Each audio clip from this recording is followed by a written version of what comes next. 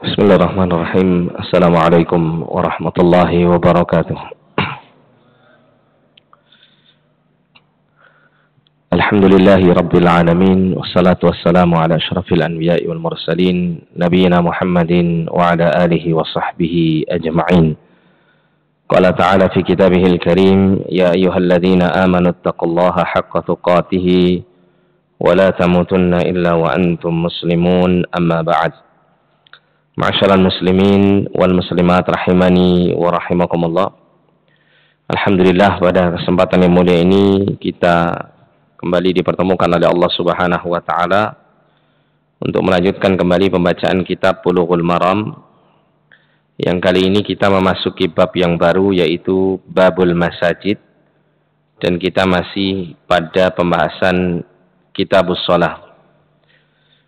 Mudah-mudahan Allah Subhanahu wa taala memberikan kepada kita semuanya ilmu yang bermanfaat, ilmu yang disertai dengan taufik dan hidayahnya sehingga terwujud menjadi amal yang saleh, dan mudah-mudahan Allah Subhanahu wa taala mencatat usaha kita dalam menuntut ilmu ini sebagai satu amal kebaikan yang kelak akan kita raih segala keutamaan dan kebaikan-kebaikannya dari sisi Allah Subhanahu wa taala. Amin ya rabbal alamin.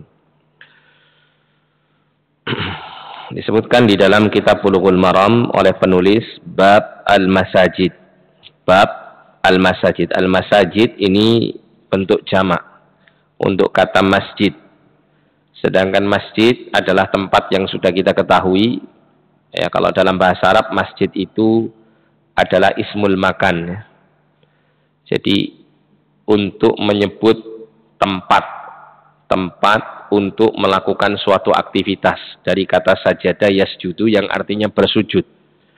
Jadi tempat untuk seseorang bersujud, maksudnya adalah tempat untuk seseorang melaksanakan ibadah sholat.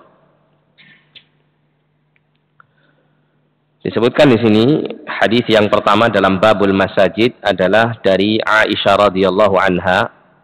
Qalat, beliau mengatakan, amara Rasulullah sallallahu alaihi wasallam bi bina'il masajidi fid duwari wa an tunazzafa wa tutayyaba.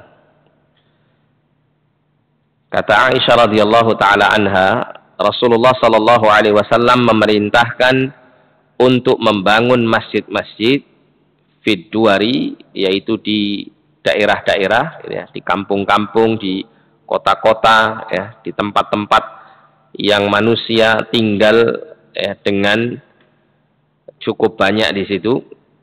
Wan tunazzafa wa tutayyaba, dan hendaklah masjid-masjid tersebut dibersihkan dan disucikan. Jadi dari hadis ini ya, kita mendapati paling tidak ada dua pelajaran. Yang pertama adalah istihbabu tanzifil masjid wa tadyibihi bil bukhuri wa nahwihi. Jadi dianjurkan untuk membersihkan masjid-masjid, ya, membersihkan dan mensucikan masjid-masjid. Dan watu tayyab, tadi dalam hadis ada perkataan dari Aisyah bahwasanya masjid itu tutayyab. Tutayyab itu artinya diberikan wangi-wangian, ya, diberikan wangi-wangian, sehingga maknanya adalah dianjurkan untuk membersihkan masjid dari berbagai macam kotoran, terutama dari berbagai macam najis. Wa tatyibihi bil bukhur wa nahwihi, dan dengan memberikan wangi-wangian di dalamnya. Ya, dengan bukhur ini ya sejenis wangi-wangian, dan yang selainnya. Ya, jadi memberikan aroma wangi pada masjid itu sebuah hal yang sangat dianjurkan. Ya, hukumnya sunnah, sangat utama. Apalagi jika ya wangi-wangian tersebut itu bisa membuat orang yang sholat di dalamnya lebih merasa nyaman. Ya, karena salah satu tuntutan orang itu kala dia sholat itu adalah dituntut untuk dalam keadaan bisa khusyuk di dalamnya. Nah, salah satu pendorong untuk seseorang bisa khusyuk diantaranya adalah tempat sholat yang bersih dan wangi. Itu akan bisa membuat seseorang itu lebih nyaman dalam melaksanakan ibadahnya. Kemudian pelajaran yang kedua adalah masyru'iyatu i'dadi musalla fil hayyi. Disyariatkan untuk membangun beberapa tempat sholat di Al-Hayy. Al-Hayy itu semacam kompleks gitu ya. Kayak kompleks perumahan dan semacamnya. Jadi selayaknya pada tempat-tempat yang ditinggali oleh banyak orang di situ, itu ada satu tempat, yaitu semacam masjid atau tempat sholat untuk mereka bisa melaksanakan sholat berjamaah. Ya, karena kaum muslimin itu apabila mereka berjamaah bersatu, ya, maka syaitan akan semakin menjauh dari mereka. Namun kalau kaum muslimin itu menjauh dari jamaah, maka syaitan itu akan lebih bisa menguasai. Apalagi kalau orang itu ya hanya sendirian, gitu ya, sendirian, maka syaitan paling bisa untuk menguasainya. Namun apabila seseorang itu kemudian dia berdua, ya, misalnya seperti dalam hal pelaksanaan sholat di sini, dia sholat bersama dua orang atau satu orang, ya, menjadi dua orang berarti, ya, itu akan lebih menjauhkan dari gangguan syaitan daripada seseorang sholat sendiri. Oleh karena itu, kita lebih banyak mendapati orang itu ketika dia sholat sendirian, dengan sholat secara berjamaah, itu paling banyak yang lupa rokaat mesti yang sendirian. Gitu. Ya, itulah akan menunjukkan apa di antara gangguan syaitan itu lebih kuat kepada orang-orang yang sendirian daripada orang yang berkumpul bersama yang lain. Kemudian selanjutnya hadis dari Abu Hurairah radhiyallahu anhu, beliau mengatakan, qala Rasulullah sallallahu alaihi wasallam, Rasulullah sallallahu alaihi wasallam bersabda, qatalallahu al-yahuda ittakhadhu qubur anbiya'ihim masajid. Allah, mudah-mudahan Allah memerangi orang Yahudi, mereka menjadikan kubur-kubur nabi-nabi mereka sebagai masajid, sebagai tempat-tempat untuk beribadah, tempat-tempat untuk sholat mereka. Hadis ini muttafaqun alaih. Wazada Muslim, dalam riwayat Muslim ditambahkan wan nasara. Jadi qatalallahu al-yahud wan nasara. Ya, Allah memerangi orang Yahudi dan Nasrani.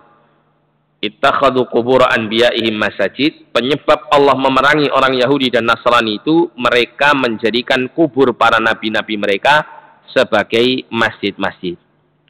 Jadi hadis yang sebelumnya adalah mengenai dianjurkannya dibangunnya masjid-masjid di tempat-tempat berkumpulnya manusia atau tinggalnya manusia di sana, dan kemudian dibersihkan, disucikan serta diwangikan, ya, dipelihara dengan baik masjid tersebut.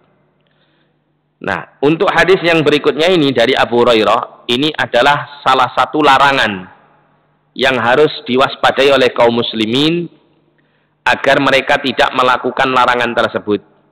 Yang larangan ini ternyata dilakukan oleh kaum Yahudi dan Nasrani. Apa itu? Yaitu menjadikan kubur para nabi mereka sebagai masjid, sebagai tempat-tempat untuk beribadah di dalamnya. Jadi asal hukum beribadah di kuburan itu tidak boleh, Pak. Asal hukumnya, ya.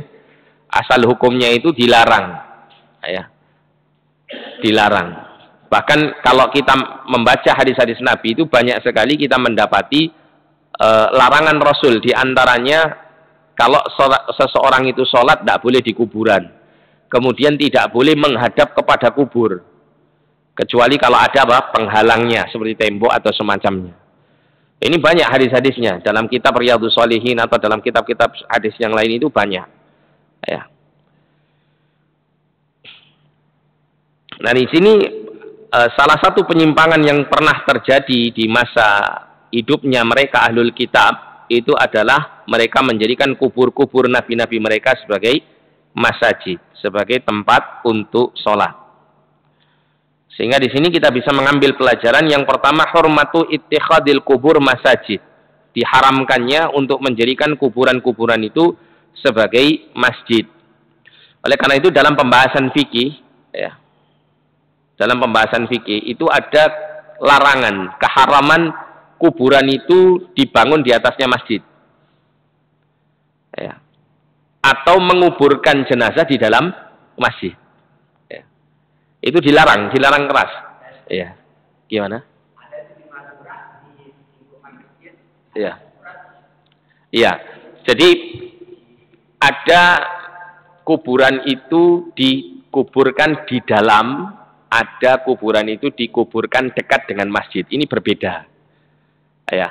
Kalau misalnya ada masjid, sampingnya kuburan, tapi ada apa pembatas temboknya. Nah, ini berbeda. Ya. Ini bukan termasuk menguburkan jenazah ke dalam masjid atau membuat masjid di atas kuburan. Maksud dia membangun masjid di atas kuburan itu kalau ini misalnya komplek pekuburan, terus kemudian dibangun di atas pekuburan itu masjid, itu yang dilarang. Atau ada masjid sudah berdiri, kemudian ada orang meninggal dikuburkan di dalam ruangan masjid, itu yang dilarang. Ya. Kalau dalam kitab-kitab fikih itu diterangkan, kalau misalnya tanah ini tanah pekuburan, kemudian dibangun secara langsung di atasnya ini masjid, maka masjidnya yang harus dibongkar. Kalau misalnya sudah ada masjid berdiri di atas tanah yang bukan pekuburan, kemudian ada orang meninggal dikuburkan di dalam komplek, di dalam bangunan masjid gitu ya, maka yang dikuburkan ini yang harus dipindahkan jenazahnya ke pekuburan atau ke tempat yang lain. Nah, itu secara singkatnya pembahasan fikihnya demikian. Ini pembahasan yang cukup panjang ya, cukup luas. Namun intinya banyak dalil-dalil dari hadis terutama yang melarang gitu ya, yang melarang tentang hal ini. Karena ini adalah bagian daripada saddun lidzari'ah kalau istilah para ulama. Menutup pintu-pintu kesyirikan. Ya, menutup pintu-pintu kesyirikan. Karena kalau ahlul kitab, kita tahu bahwasanya ahlul kitab ini kan menyimpang ya akidah mereka. Mengapa mereka menjadikan kubur nabi-nabi mereka itu sebagai masjid? Di antaranya adalah ya karena salah satunya adalah karena apa? Perkara kesyirikan yang mereka lakukan kepada nabi-nabi mereka ini. Mereka mengagungkan para nabi ini sampai pada tingkatan ketuhanan. Ya, sehingga ini adalah perkara yang merusak keyakinan. Makanya kemudian sebelum Nabi meninggal itu, Nabi sebelum meninggal dunia mengatakan ya, la'natullah 'alal yahud wan nasara, dengan lafaz yang lain ya, seperti hadis tadi tapi lafaznya berbeda. Sebentar Pak, saya tambahkan hadisnya dulu nih. La'natullah 'alal yahud wan nasara ittakhadhu qubur anbiya'ihim masajid. Ya, laknat Allah itu menimpa kepada Yahudi dan Nasrani. Mereka menjadikan kubur-kubur para nabi mereka sebagai masjid-masjid. Dan masih banyak lagi ya. Bahkan ada dalam satu riwayat itu masjid karena wakafnya itu untuk keseluruhan untuk masjid. Ya wallahu alam, kalau saya sih lebih baik ya hati-hati mawon. Ya, kehati-hatiannya ya tidak digunakan meskipun di tempat-tempat yang mungkin tidak digunakan masjid. Iya. Iya, tunggu. Iya. Ya mungkin ngambil pendapat yang itu bahwa yang dimaksudkan masjidnya itu ya yang dibangun gedung untuk sholatnya itu. Adapun yang di halaman atau di luar-luar itu karena tidak difungsikan untuk tempat sholat, ya berarti boleh untuk dipakai jual beli. Tapi kalau saya pribadi nih Pak ya, saya pribadi ya mending keluar dari perselisihan saja. Kan itu ya. Kan masih bisa orang misalnya jualan di luar pagernya masjid itu kan masih memungkinkan. Nggih, Pak.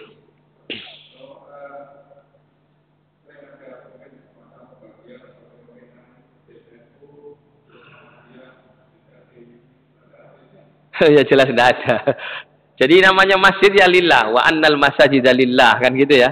Dalam Quran itu Allah mengatakan bahwasanya masjid-masjid itu adalah milik Allah. Ya.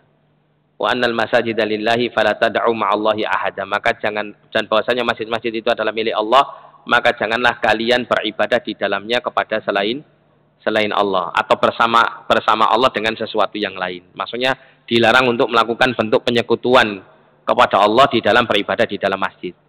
Jadi hakikatnya yang namanya masjid itu kan tempat yang disediakan untuk kita melaksanakan ibadah, dan itu sifatnya adalah wakaf lillah, kan gitu ya.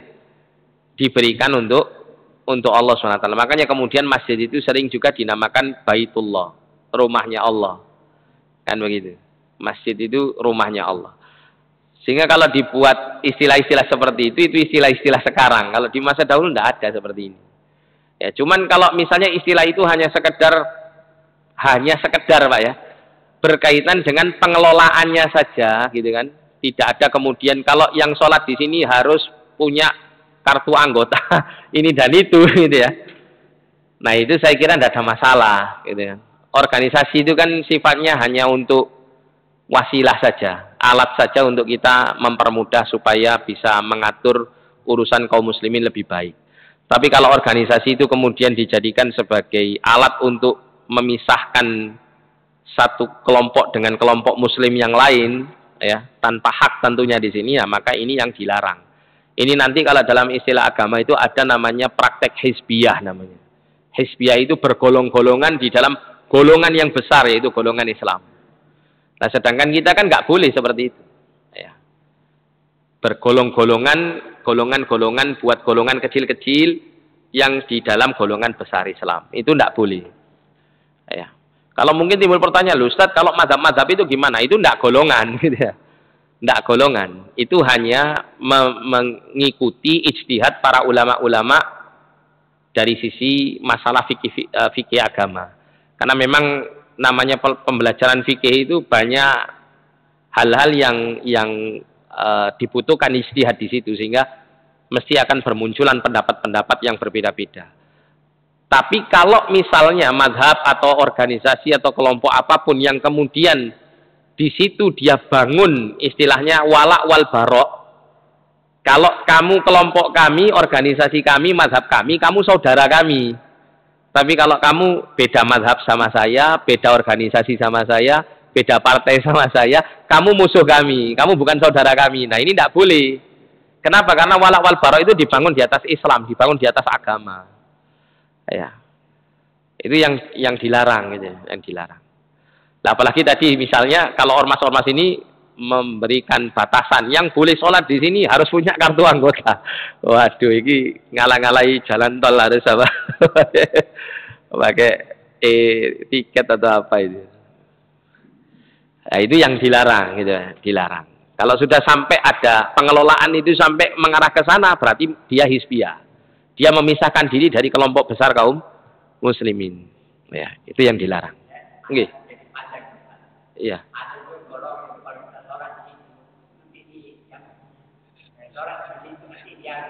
Dicuci, dibersihkan, dipel. Iya. Iya. Ya, kalau sudah sampai ke sana istilahnya eksklusif ya, membuat ini sendiri. Ya berarti ini kan membuat ya hizbiyah tadi, lingkaran kecil dalam lingkaran besar Islam. Ya, itu dilarang seperti itu. Kan di dalam Quran itu kan kita wala takunu minal musyrikin. Jangan kalian itu menjadi seperti orang-orang musyrik. Apa penyimpangan orang musyrik itu diantaranya minal ladzina farraqu dinahum wa kanu syi'a. Ya. Dari golongan orang-orang musyrik itu mereka memecah belah agama mereka sehingga menjadi bergolong-golongan. Sampai Allah mengatakan kullu hizbim bima ladaihim farihun. Tiap-tiap golongan-golongan itu berbangga diri atas apa yang mereka yakini. Jadi masing-masing golongan ini bangga-banggaan dengan keyakinan mereka. Padahal sama dalam satu agama. Harusnya kan sama dalam satu agama ya harus sama secara keyakinan kan gitu ya. Makanya di dalam Islam agama kita itu kan ada istilah itu yang namanya sesuatu yang sudah disepakati ya. Sumber hukum Islam itu kan ada Quran, Sunnah, Ijma', Qiyas gitu ya. Ada kata-kata Ijma'. Quran, Sunnah, Ijma'. Nah ini. Tiga hal ini tidak bisa diganggu gugat, Pak. Kalau ada orang menyimpang dari ini, menyimpang dari Quran, Sunnah, dan Ijma' ini, yang sudah disepakati ini, nah, maka dia keluar dari golongan besar Islam. Bikin golongan kecil sendiri. Contoh misalnya kalau ada orang itu yang keluar dari keyakinan kepada rukun iman yang 6, bikin rukun iman sendiri misalnya. Pada rukun iman yang 6 sudah ijma, semua kaum muslimin berpegang dengan itu. Atau rukun Islam yang 5, gitu ya. Keluar daripada rukun Islam ini, bikin rukun Islam yang ke-6 misalnya. Gitu ya. Nah ini dia menyimpang dari sesuatu yang sudah dipegang oleh seluruh kaum muslimin. Nah, yang seperti ini ini usul namanya, pokok di dalam beragama. Nah, pokok yang paling pokok ini, paling mendasar ini tidak boleh ada perbedaan di situ. Karena sudah dipegang oleh seluruh kaum muslimin dari zaman Rasulullah, para sahabat, sampai ila yaumil qiyamah, sampai hari akhir.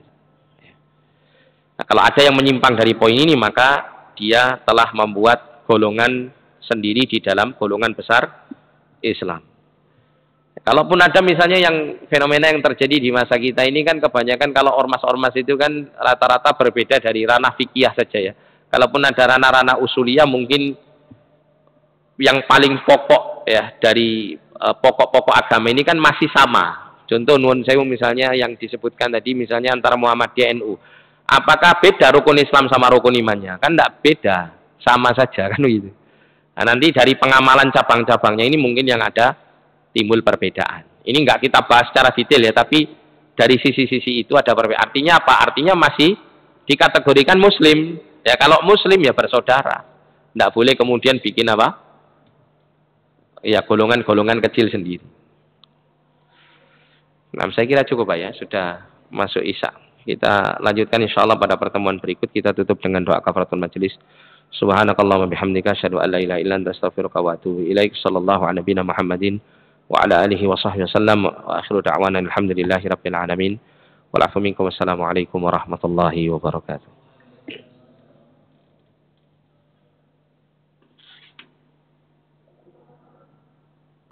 Jadi bolehnya orang musyrik atau orang kafir itu masuk ke dalam masjid karena ada hajat, keperluan selain dari Masjidil Haram. Kalau Masjidil Haram jelas tidak boleh. Tanah haram terutama apa?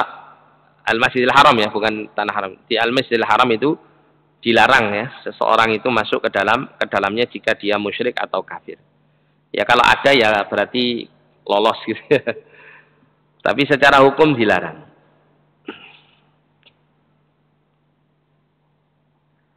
Nah, ini di masa Rasul demikian. Di masa Rasulullah tidak bangun penjara khusus gitu. Karena mungkin kondisinya tidak memungkinkan kala itu. Jadi kalau kita perhatikan Pak, di masa Rasulullah itu masjid itu multifungsi. Ya. Masjid itu multifungsi. Rasulullah sering menggunakan masjid itu yang pertama untuk selain ibadah sholat ya di dalamnya. Itu digunakan untuk bermusyawarah bersama para sahabat. Entah dalam hal-hal yang berkenaan dengan peperangan atau yang lainnya. Ya, berkenaan dengan apapun, Rasulullah kalau bermusyawarah dengan para sahabat itu di masjid. Kemudian yang kedua, masjid juga digunakan untuk tempat belajar, tempat menuntut ilmu ya, dan menyebarkannya. Karena Rasulullah sering menggunakan masjid ini sebagai majelis ta'lim beliau, sekolah ibarat gitu ya, madrasahnya. Kemudian yang ketiga, Rasul juga pernah melihat sebagian orang-orang itu menggunakan masjid itu untuk melakukan kegiatan semacam pertunjukan yang mubah. Di masa Rasul itu pernah ada pertunjukan seperti memainkan pedang atau tombak atau semacamnya sebagai bentuk hiburan, terutama di hari-hari raya. Itu dilakukan di masa Rasulullah di Masjid An-Nabawi. Termasuk juga Masjid Nabawi ini digunakan untuk tempat orang-orang yang tidak memiliki tempat tinggal untuk tinggal di dalamnya. Ya, terutama di pelatarannya itu disiapkan oleh Rasulullah untuk digunakan tempat tinggal yang mana mereka yang tinggal di situ sering disebut dengan istilah ahlus suffah. Ahlus suffah, orang-orang yang mereka itu dari luar kota Madinah, mereka datang ke Madinah untuk masuk Islam, mengikrarkan syahadat di hadapan Rasulullah, tapi dia pergi dari negerinya ke negeri Madinah itu tidak memiliki perbekalan yang cukup dan tidak ada sanak saudara di kota Madinah ya, sehingga pada akhirnya dia harus tinggal di tempat yang seadanya. Nah disitulah kemudian ditampung, dan orang-orang yang tinggal di situ sering disebut dengan ahlus suffah yang rata-rata mereka tidak memiliki harta yang cukup sehingga kaum muslimin itu menanggung nafkah mereka terutama untuk makan. Ya, terutama untuk makan, dan Rasul sering makan bersama ahlus suffah ini.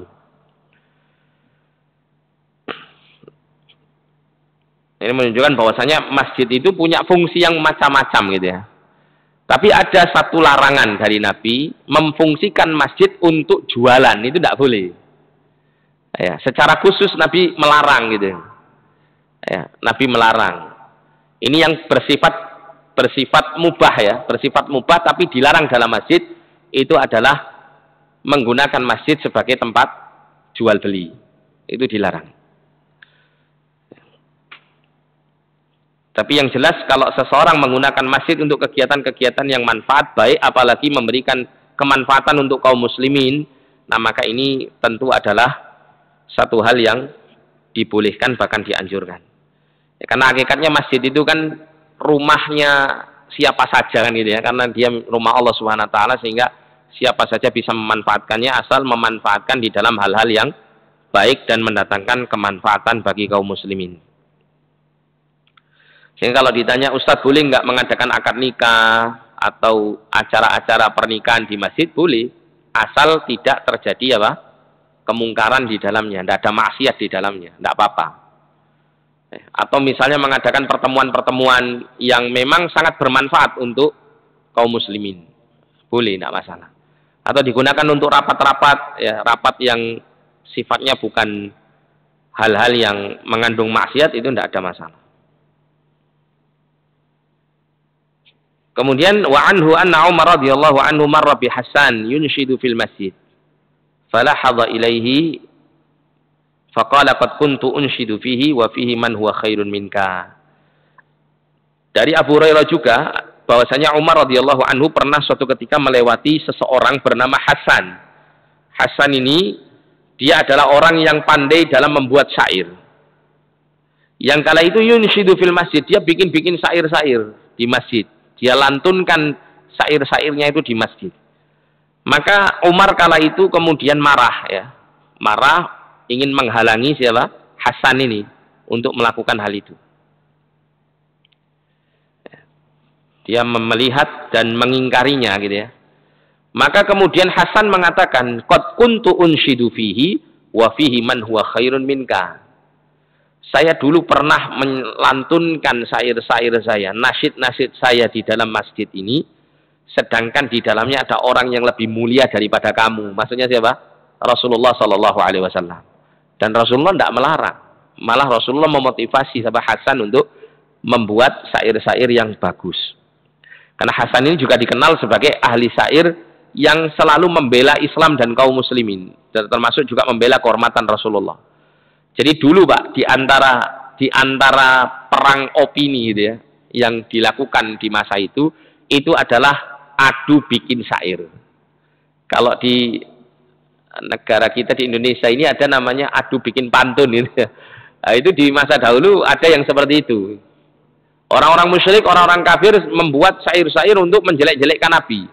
Maka Hasan membuat untuk memberikan pujian-pujian kepada Nabi yang bisa mengungguli ya syair-syair yang dibuat oleh orang-orang musyrik kala itu, sehingga bisa menang Nabi itu, bisa memenangkannya. Nah, di sini menunjukkan ya jawazu insyadi sya'ri fil masjid li gharadin sahih, bolehnya mendendangkan syair di masjid dengan tujuan yang baik, tujuan yang benar. Ma'adamit tashwish 'alal musallin wadz-dzakirin wat-talin. Selama tidak membuat gangguan untuk orang yang sholat, orang yang berzikir, orang yang baca Quran di dalam masjid. Ya. Selama tidak memberikan gangguan kepada yang lain, tidak apa-apa. Seseorang membuat apa? Syair-syair dan membacakannya dengan suara keras di masjid.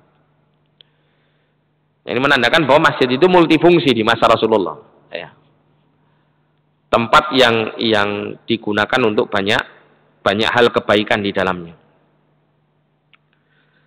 Wa anhu qala Rasulullah sallallahu alaihi wasallam, man sami'a rajulan yanshudu dhalatan fil masjid falyaqul la raddaha Allahu 'alaika fa innal masajida lam tubna li hadza.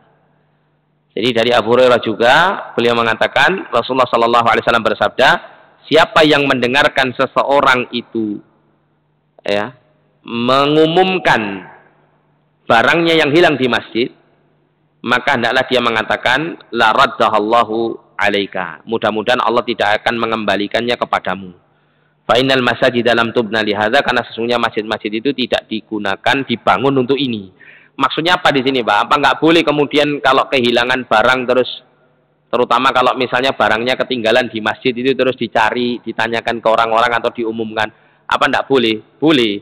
Tapi yang dimaksud di sini itu adalah masjid itu digunakan untuk jadi itu loh, kayak apa itu? Menyuarakan orang yang hilang, barang-barang yang hilang. Kalau di mall, di apa itu, apa namanya itu? Informasi ya. Nah, itu. Iya. Nah, itu tidak boleh. Kenapa? Karena masjid bukan untuk itu. Ya. Masjid dibangun bukan untuk jadi tempat untuk menyampaikan informasi barang yang hilang. Ya, tapi masjid itu adalah untuk dilaksanakan ibadah di dalamnya. Ya. Iya sih.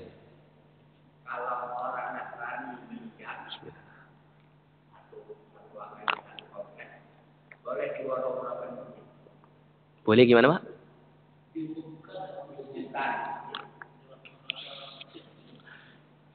Kalau yang meninggal orang Nasrani, non Muslim, ya tidak perlu, Pak ya, tidak perlu, tidak perlu. Karena manfaatnya apa untuk kaum Muslim? Kan tujuannya disampaikan ya, informasi bahwa ada yang meninggal dunia, dan masjid yang mengumumkan kan tujuannya untuk kaum muslimin bersegera ke masjid supaya bisa mensolati nantinya, kan gitu ya. Tapi kalau ini bukan orang muslim, ya tidak perlu diumumkan dengan cara yang seperti itu, karena tidak ada tujuan yang bisa didapatkan di situ dengan adanya apa? Banyaknya orang muslim yang mensolatinya, karena orang non muslim tidak disolati di masjid. Kalau saya pribadi lebih baik diumumkan di cara yang lain. Termasuk juga secara fikih pun para ulama itu ada yang memberikan penjelasan tentang memberikan pengumuman ini, gitu ya. Kalau memang pengumuman ini bisa diumumkan tanpa melalui pengeras suara di masjid, misalnya melalui informasi pakai WA atau semacamnya, itu lebih baik, ya. Karena dikhawatirkan nanti masuk kategori yang disebutkan dalam hadis ini. Termasuk juga ada hadis yang lain yang secara khusus menjelaskan tentang hal itu. Ya. Namun kalau non Muslim yang ini jelas ya, tidak perlu diumumkan di masjid. Iya.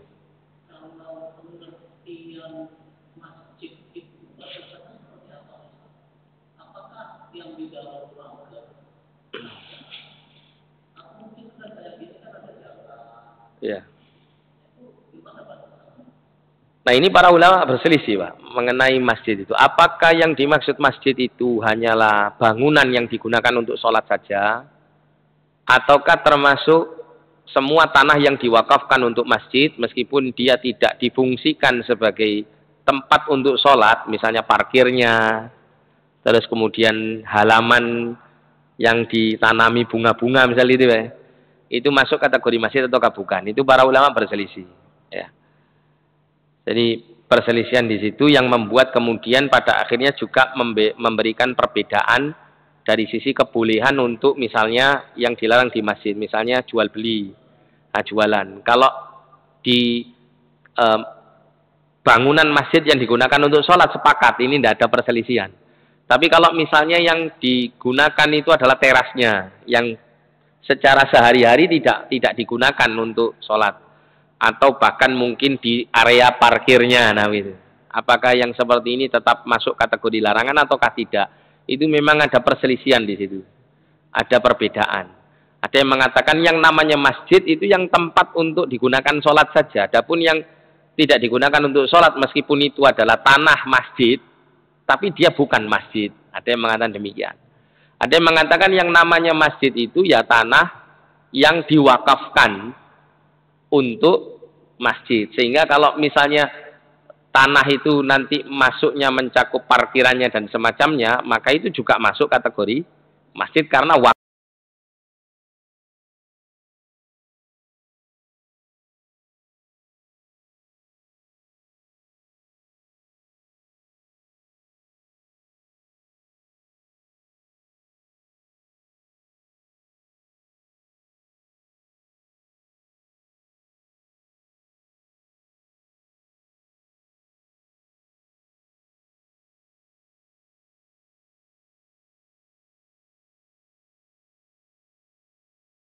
riwayat itu, nah ini nanti di hadis berikutnya ini ditambahkan di sini.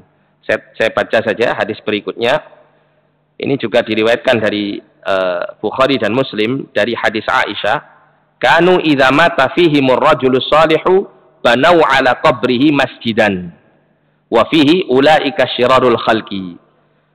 Jadi diceritakan oleh Aisyah radhiyallahu anha, kanu mereka ahlul kitab Yahudi dan Nasrani ketika ada orang soleh di tengah mereka meninggal, maka mereka membangun di atas kuburnya itu masjid. Berarti maksudnya apa? Di kuburan itu dibangun masjid di atasnya. Wafihi, dalam hadis tersebut dikatakan ulaika syirarul khalqi, kata Nabi, mereka itu adalah seburuk-buruk makhluk. Nah, kata-kata seburuk-buruk makhluk ini menandakan bahwa ini penyimpangannya bukan penyimpangan kecil, tapi ini penyimpangan besar. Maksudnya apa? Lebih mengarah kepada akidah, ya.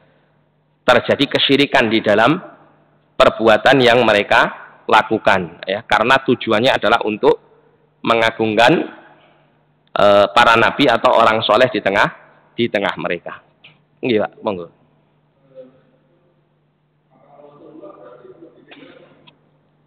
Kalau makam Rasulullah itu beliau meninggal itu sebetulnya tidak di dalam komplek masjid.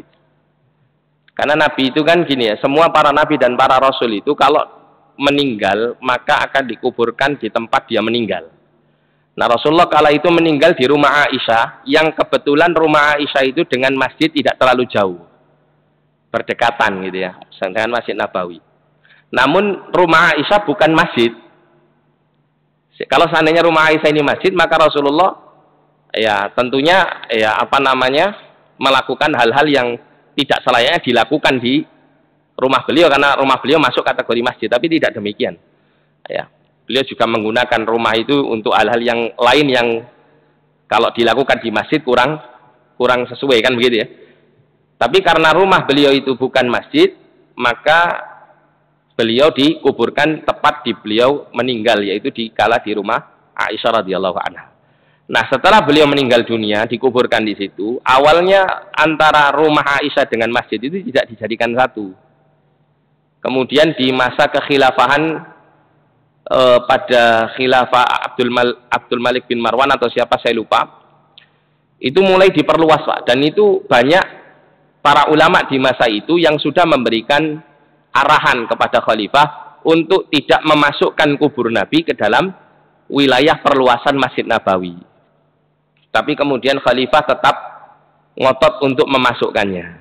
Nah, akhirnya ya terus dalam perjalanan sejarah, karena ini sudah kadung terjadi gitu ya, maka untuk memisahkan antara bangunan masjid dengan kubur Nabi SAW, maka dibuatlah tiga lapis dinding. Untuk apa? Untuk memisahkan antara Masjid Nabawi dengan makam Rasul Shallallahu Alaihi Wasallam. Tapi intinya di sini ya, tidak pernah di dalam sejarah sebelum munculnya khalifah tadi itu makam Rasulullah itu masuk di dalam masjid, tidak ada. Gitu. Sehingga kalau seandainya sudah dimasukkan ya, dan akhirnya para ulama berijtihad untuk supaya bisa memisahkan antara Masjid Nabawi dengan kubur Nabi, maka dibuatlah dinding lapis 3 ya, dinding lapis 3 untuk memisahkan antara masjid dengan kubur beliau Shallallahu Alaihi Wasallam. Kemudian yang kedua berkaitan dengan keutamaan Masjid Nabawi itu sendiri, gitu ya. Sehingga kalau seandainya makam Rasul itu sampai ada orang-orang yang tidak tahu tadi itu dimasukkan ke dalam lingkup Masjid Nabawi, maka ini tidak mengurangi keutamaan Masjid Nabawi. Berbeda kalau seandainya hal seperti ini terjadi di luar Masjid Nabawi. Tapi ala kulli hal keterangannya secara singkat itu demikian. Jadi kalau secara hukum fikihnya para ulama berselisih pendapat, apakah orang sholat di dalam masjid yang kondisinya seperti ini itu sholatnya sah, ataukah sholatnya itu tidak sah? Ya, kalau sholatnya sah, apakah yang dimaksud sah di sini itu kemudian tidak dihukumi dilarang? Gitu ya. Maksudnya gini, sholatnya mungkin sah, tapi dia berdosa karena sholat di dalam masjid yang ada kuburannya atau yang serupa dengan itu. Atau ada yang mengatakan sholatnya makruh, ya.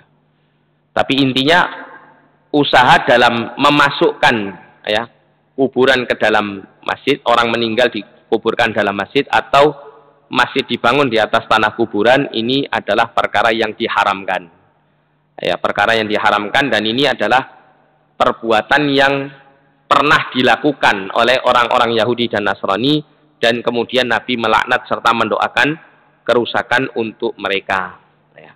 Dan tentunya kalau ada doa-doa keras seperti ini, mesti ini kaitannya bukan sekedar hukum biasa, tapi ini sudah nyerempet pada pembahasan mengenai kesyirikan, gitu ya. Nah, kalau penulis kitab yang kami bawa di sini dikatakan di sini, adamu sihhatis shalah fil masjidil ladzi fihi qabrun aw timsal. Tidak sah sholat di dalam masjid yang di dalamnya ada kuburan atau ada timsal atau ada patung-patung atau yang semacamnya. Nah, kalau misalnya berdekatan, ya, berdekatan, ini misalnya masjid, kemudian berdekatan, kebetulan pas berdekatannya misalnya di arah kiblat. Nah, sedangkan antara kuburan dengan masjid itu sudah ada tembok yang memisahkan, yaitu tembok bangunan masjid. Maka yang seperti ini para ulama menyatakan bahwa tidak mengapa sholat di dalam masjid seperti ini. Tidak dilarang. Kenapa? Karena bukan masuk bagian dari masjid, ya. Dia bukan berada di dalam satu bangunan masjid. Iya. Iya.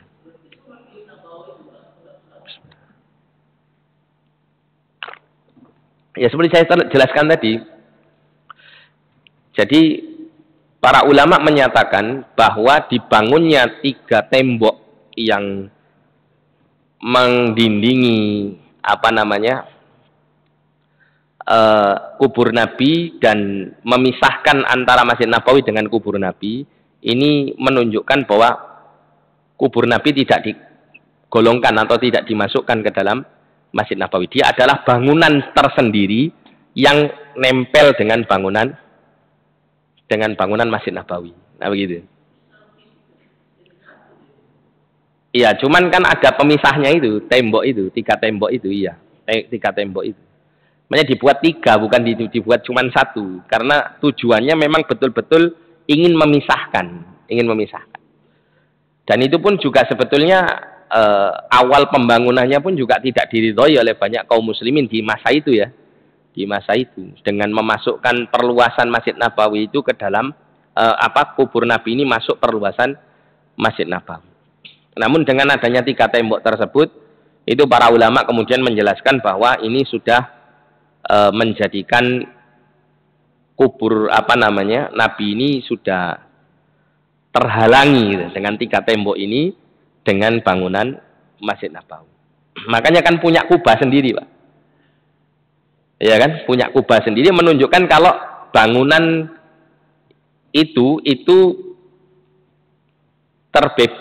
terpisah dengan Masjid Nabawi, meskipun nempel, ya. Nempel tapi dia bangunan sendiri, nah, gitu. Dibuat kubah hijau itu kan. Itu kan untuk memisahkannya, untuk menandakan bahwa ini kompleks pekuburan Nabi dan 2 sahabatnya, sedangkan yang ini itu Masjid Nabawi, meskipun berdekatan.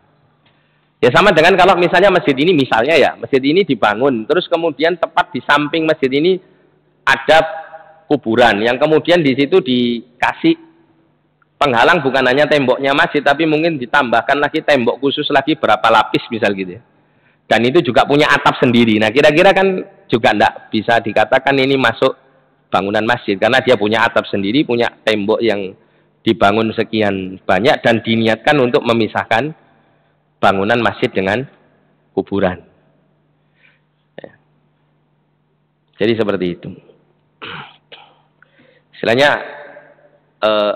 para ulama karena ini sudah terlanjur gitu kan, dan solusinya untuk memisahkan itu kalau dipisahkan secara ini nggak memungkinkan, maka dipisahkan secara dibuat bangunan-bangunan untuk menghalangi, sehingga jadi bangunan tersendiri yang nempel dengan bangunan Masjid Nabawi. Nah, kalau kita saja kalau misalnya sholat tidak seperti itu misalnya ya, di depan kita ini ada kuburan tapi sudah ada temboknya masjid, kan juga aman seperti ini. Ya. Yang nggak aman itu kalau misalnya, ya mohon maaf misalnya ini tempat pengimamannya ya, terus di sini ini cuma dikasih kayak pageran gitu Pak. Terus itu kuburan, kita sholat menghadap pas kuburan, ini ada pagernya, dan ini satu bangunan, kelihatan langsung gitu ya. Nah ini yang tidak boleh. Kan ada beberapa tempat kan ada seperti itu ya. Ada seperti itu. Nah itu yang dilarang. Ya. Atau misalnya masjid ini masjid, misalnya sebelah situ misalnya itu ada kuburan yang jelas kelihatan orang kalau habis sholat kalau mau ke kuburan tinggal lewat ke situ. Bukan di luar nih, tapi dalam satu ruangan misal gitu. Hanya mungkin dikasih pagar-pageran saja. Nah itu juga dilarang. Dan rata-rata kalau kita perhatikan di sana, tempat-tempat seperti ini, kita mendapati ya ada fenomena-fenomena yang sifatnya mengagungkan yang meninggal itu melebihi batas kan begitu. Di dalam hal-hal yang seperti ini. Ya. Dan itu yang pernah dilarang oleh Rasulullah ketika Rasulullah menggambarkan di antara salah satu penyimpangan agama orang-orang ahlul kitab. Ya. Jadi seperti itu. Nah, kemudian selanjutnya dikatakan di sini dari Abu Hurairah radhiyallahu taala anhu, beliau mengatakan, "Ba'atsan Nabi sallallahu alaihi wasallam khailan, faja'at bi rajulin farabatuhu bi sariyatin min sawari al-masjid." Muttafaqun alaih. Nabi sallallahu alaihi wasallam pernah mengirim beberapa pasukan ya, sariyah itu pasukan patroli sedikit jumlahnya.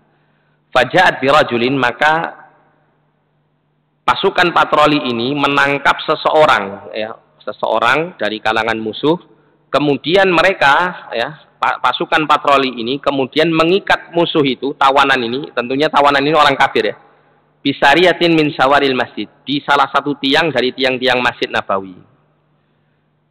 Nah, dari hadis ini diterangkan jawazu rabdil asir al kafir fil masjid, bolehnya untuk mengikat tawanan orang kafir di masjid.